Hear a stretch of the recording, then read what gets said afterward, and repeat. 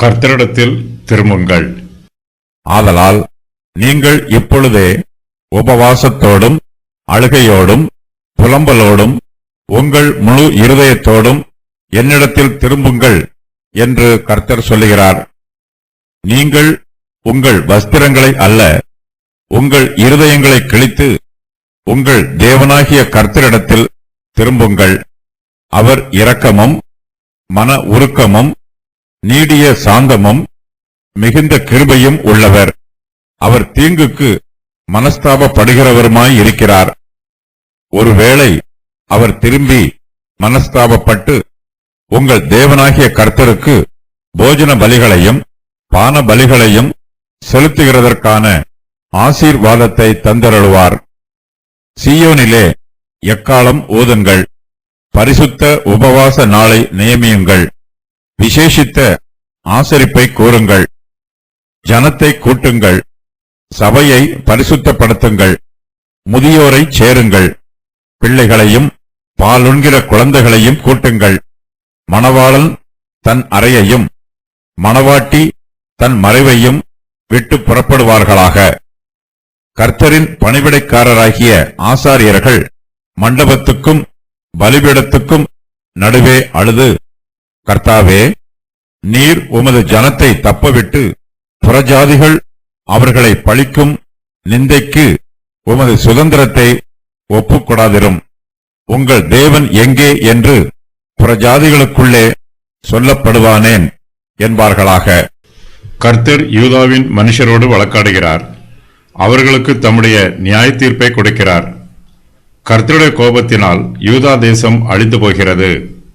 கர்த்தர் தம்முடைய கோபத்தினால் யூதா தேசத்தை அழித்து போட வேண்டும் என்று தீர்மானம் பண்ணினாலும், தம்முடைய கிருபையினாலும் இரக்கத்தினாலும் மன உருக்கத்தினாலும் நீடிய சாந்தத்தினாலும் அவர்களை அழிவுக்கு தப்பிக்க வேண்டும் என்று விரும்புகிறார்.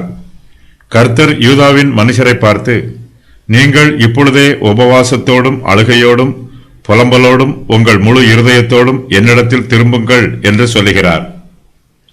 யூதாவின் மனுஷர் ஒவ்வொருவரும் தங்கள் பாவங்களுக்கு மனம் திரும்ப வேண்டும். ஒவ்வொருவருடைய ஆத்மாவும் கர்த்தருக்குள் புதுப்பிக்கப்பட வேண்டும். அவர்கள் அழுகையோடும் உபவாசத்தோடும் புலம்பலோடும் கர்த்தரிடத்திற்கு திரும்பி வர வேண்டும். மனம் திரும்புதல் என்றால் என்ன என்றும் எவ்வாறு மனம் திரும்ப வேண்டும் என்றும் இங்கு சிறிய விளக்கம் கொடுக்கப்பட்டிருக்கிறது. நாம் கர்த்தர் எதிர்பார்க்கிற பிரகாரம் மனம் திரும்ப வேண்டும். கர்த்தருடைய சமூகத்திற்கு முன்பாக நம்மை தாழ்த்த வேண்டும். நாம் கர்த்தருக்கு விரோதமாகவும் மனுஷருக்கு விரோதமாகவும் பாவம் செய்திருக்கிறோம். நம்முடைய பாவங்களினால் நாம் கர்த்தரை வேதனைப்படுத்தி இருக்கிறோம். நம்முடைய பாவங்களுக்கு நாம் மனம் வருந்த வேண்டும். நம்முடைய பாவங்களினால் நாம் நம்மை நாமே அழித்து போடுகிறோம். நம்முடைய பாவங்களுக்காக நாம் வெட்கப்பட வேண்டும். நம்முடைய இருதயத்தில் நம்முடைய பாவங்களுக்காக வருத்தமும் வேதனையும் வெட்கமும் உண்டாக வேண்டும். இந்த மாற்றத்திற்கு வெளிப்படையான அடையாளமாக நாம் கர்த்தரிடத்தில் உபவாசத்தோடும் அழுகையோடும் புலம்பலோடும் வர வேண்டும். நம்முடைய பாவங்களுக்காக நாம் வருத்தப்படுகிறோம் என்பதற்கு நம்முடைய வெளிப்படையான அடையாளங்கள் எப்படி வேண்டுமானாலும் இருக்கலாம். நம்முடைய உள்ளத்தில் நாம் செய்த பாவங்களுக்காக உண்மையான வருத்தம் இருக்க வேண்டும். உள்ளத்தில் வருத்தம் இல்லாமல் வெளியிலே அழுவதும் புலம்புவதும் உபவாசம் பண்ணுவதும் மாய்மாலமாக இருக்கும். உள்ளான மனுஷன் புதுப்பிக்கப்படாமல் வெளியான மனுஷன் வேஷம் போட்டு ஒரு பிரயோஜனமும் இல்லை.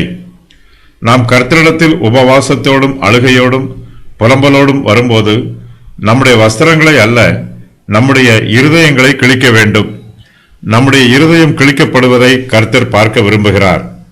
நம்முடைய வஸ்திரங்கள் கிழிக்கப்படுவதை எல்லோரும் பார்ப்பார்கள். பிறர் பார்க்க வேண்டும் என்பதற்காக நம்முடைய வஸ்திரங்களை நாம் கிழிக்கக்கூடாது. நம்முடைய இருதயங்களை கிழிக்காமல் வஸ்திரங்களை கிழிப்பதினால் ஒரு பயனும் இல்லை. மனுஷன் முகத்தை பார்க்கிறான், கர்த்தரோ நம்முடைய இருதயத்தை பார்க்கிறார். மனுஷன் நம்முடைய வெளி வேஷத்தை பார்க்கிறான், கர்த்தரோ நம்முடைய உள்ளான மனமாற்றத்தை பார்க்கிறார். பலியை நீர் விரும்புகிறதில்லை, விரும்பினால் செலுத்துவேன். தகன பலியும் உமக்கு பிரியமானதல்ல. தேவனுக்கு ஏற்கும் பலிகள் நொறுங்குண்ட ஆவிதான். தேவனே, நொறுங்குண்டதும் நறுங்குண்டதுமான இருதயத்தை நீர் புறக்கணியீர். சங்கீதம் 51:16-17. நாம் கர்த்தரிடத்தில் திரும்பி வரும்போது நம்முடைய முழு இருதயத்தோடும் அவரிடத்தில் திரும்பி வர வேண்டும். நாம் கர்த்தரிடத்தில் முழுவதுமாக திரும்பி வந்துவிட வேண்டும். நம்முடைய முழு ஆத்மாவோடும் முழு மனதோடும் முழு இருதயத்தோடும் கர்த்தரிடத்தில் திரும்பி வர வேண்டும். நாம் பாவத்தில் விழுந்து கிடக்கும் போது நம்முடைய பாவங்களுக்காக மனம் திரும்பி பாவத்தின் குழியில் இருந்து வெளியேறி கர்த்தரிடத்தில் திரும்பி வர வேண்டும். தம்மிடத்தில் திரும்பி வர வேண்டும் என்பதை கர்த்தர் மறுபடியும் மறுபடியுமாக சொல்லுகிறார். உங்கள் முழு இருதயத்தோடும் என்னிடத்தில் திரும்புங்கள் என்று கர்த்தர் சொல்லுகிறார். உங்கள் தேவனாகிய கர்த்தரிடத்தில் திரும்புங்கள். கர்த்தர் நல்லவர், அவர் கிருபை என்றும் உள்ளது. அவர் இரக்கமும் மன உருக்கமும் நீடிய சாந்தமும் மிகுந்த கிருபையும் உள்ளவர். அவர் தீங்குக்கு மனஸ்தாபப்படுகிறவர். அவரிடத்தில் நம்முடைய முழு இருதயத்தோடு திரும்ப வேண்டும். கர்த்தர் நீதி உள்ளவர். நம்முடைய பாவங்களின் நிமித்தமாக கர்த்தர் தம்முடைய நீதியினால் நம்மை தண்டிக்கிறார். அதே கர்த்தர் இரக்கமும் மன உருக்கமும் நீடிய சாந்தமும் மிகுந்த கிருபையும் உள்ளவர். நம்முடைய பாவங்களுக்கு நாம் மனம் திரும்பும் போது கர்த்தர் நம்மை தம்மிடத்தில் ஏற்றுக்கொள்கிறார். இதன் நிமித்தமாக நம்முடைய முழு இருதயத்தோடு நாம் கர்த்தரிடத்தில் திரும்ப வேண்டும். கர்த்தர் தீங்குக்கு மனஸ்தாபப்படுகிறவராய் இருக்கிறார். அவர் மனம் மாறுகிறவர் அல்ல. நம்முடைய மனம் மாறும்போது கர்த்தர் நம்மை நடத்தும் வழிகள் மாறுகிறது. நம்முடைய பாவங்களுக்கு நாம் மனம் திரும்பும் போது கர்த்தர் நமக்கு கொடுக்கும் நியாய தீர்ப்பை நிறைவேற்றாமல் திரும்ப பெற்றுக் கொள்கிறார். நியாயப்பிரமாணத்தின் சாபத்தை அகற்றி போடுகிறார். நம்முடைய பாவங்களுக்கு நாம் உண்மையாகவே மனம் திரும்பும் போது கர்த்தர் மெய்யாகவே நம்முடைய பாவங்களை மன்னித்து நம்மோடு ஒப்புரவாகிறார். நம்முடைய பாவங்களுக்கு நாம் மனம் திரும்பும் போது நம்முடைய பழைய பாவங்களுக்கு கர்த்தர் கொடுத்த நியாய தீர்ப்புகளை எல்லாம் அவர் திரும்ப பெற்றுக்கொள்வார் என்னும் நிச்சயமில்லை.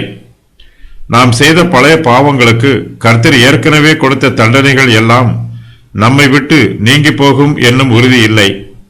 ஆனாலும் நாம் நம்முடைய பாவங்களுக்கு மனம் திரும்ப வேண்டும். நாம் மனம் திரும்பாமல் மேலும் மேலும் பாவம் செய்யும் போது தேவனுடைய கோபமும் அவருடைய நியாய தீர்ப்பும் நம்மீது அதிகம் அதிகமாய் வந்து தங்கும். நம்முடைய பாவங்களுக்கு நாம் மனம் திரும்பும் போது கர்த்தர் ஒருவேளை நம்மை தண்டிக்காமல் நம்மை நியாயம் தீர்க்காமல் அவர் திரும்ப மனஸ்தாபப்படலாம். நமக்கு நியமித்த தண்டனைகளில் இருந்து நம்மை விடுவிக்கலாம். கர்த்தர் நமக்கு கொடுத்த நியாய தீர்ப்பை விலக்கிக் கொள்ளலாம். நம்முடைய பாவங்களுக்கு நாம் மனம் திரும்பும் போது நம்முடைய தேவனாகிய கர்த்தருக்கு போஜன பலிகளையும் பான பலிகளையும் செலுத்துகிறதற்கான ஆசீர்வாதத்தை நமக்கு தந்தருளுவார். நாம் மனம் திரும்பும் போது நம்முடைய பழைய பாவங்களுக்கான தண்டனை நம்மை விட்டு நீங்கப்படும் என்று வாக்கு பண்ணப்படவில்லை.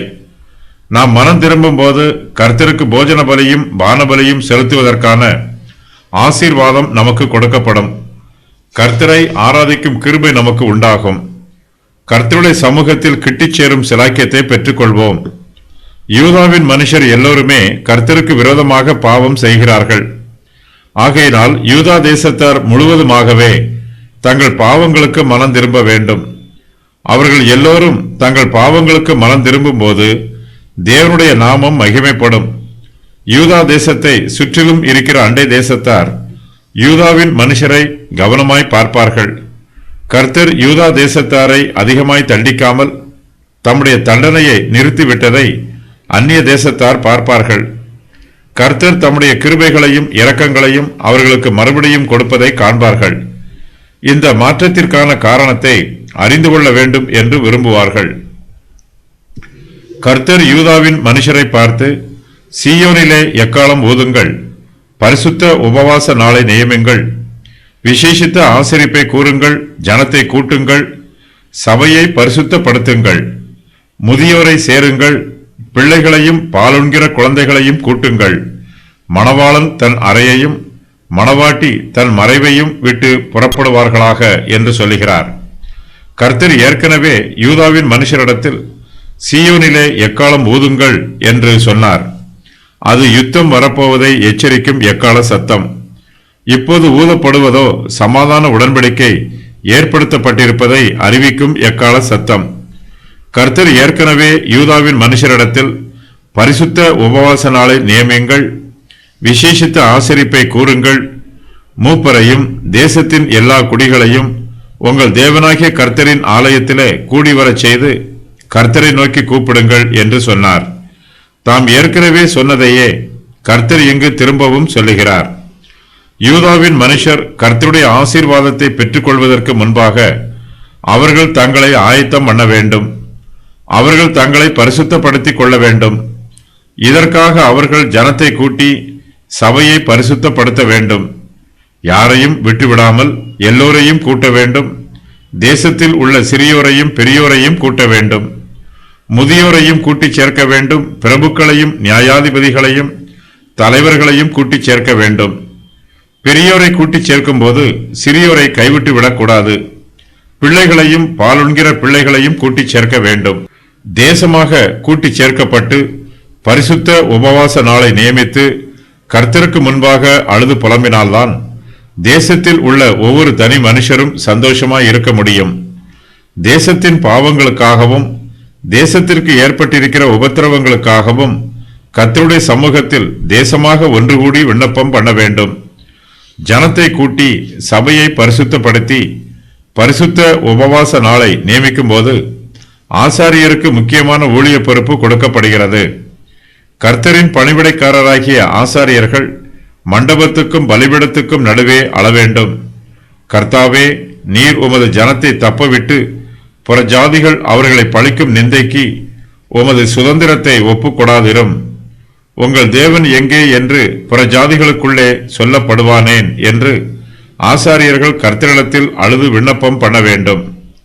ஆசாரியர்கள் ஜனங்களை கர்த்தரிடத்தில் வழிநடத்த வேண்டும். கர்த்தருடைய வார்த்தைகளை ஆசாரியர்கள் ஜனங்களுக்கு சொல்லும் போது அவர்கள் கர்த்தருடைய வாயாக ஊழியம் செய்ய வேண்டும். ஜனங்களுடைய விண்ணப்பங்களையும் வேண்டுதல்களையும் ஆசாரியர்கள் கர்த்தரிடத்தில் சொல்லும் போது அவர்கள் ஜனங்களுடைய வாயாக ஊழியம் செய்ய வேண்டும். ஆசாரியர்கள் மண்டபத்திற்கும் பலிபீடத்திற்கும் நடுவே இருக்க வேண்டும். அங்கே அவர்கள் கர்த்தருடைய சமூகத்திற்கு முன்பாக அழுது புலம்ப வேண்டும். ஆசாரியர்கள் அழுவதை கூடியிருக்கிற ஜனங்கள் பார்க்க வேண்டும்.